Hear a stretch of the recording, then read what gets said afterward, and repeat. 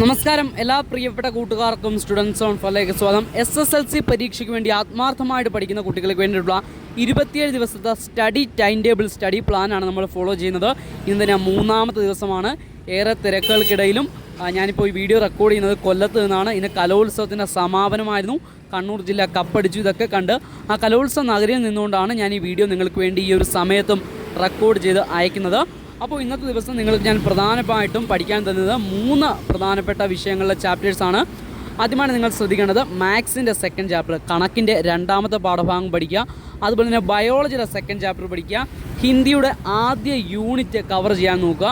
അത് നിങ്ങൾ ഇന്നും നാളെയുമായിട്ട് കവർ ചെയ്യുക. മനസ്സിലായല്ലോ? അപ്പോൾ നമ്മൾ മാത്സിൻ്റെ സെക്കൻഡ് ചാപ്റ്റർ, ബയോളജിയുടെ സെക്കൻഡ് ചാപ്റ്റർ, അതുപോലെ ഹിന്ദിയുടെ ആദ്യ യൂണിറ്റ് ഇന്നത്തെ ദിവസവും നാളത്തെ ദിവസവും ഈ 2 ദിവസം കൊണ്ട് നിങ്ങൾ കവർ ചെയ്യാൻ ശ്രദ്ധിക്കുക. അപ്പോൾ കൃത്യമായിട്ട് പഠിച്ചു പോവുക.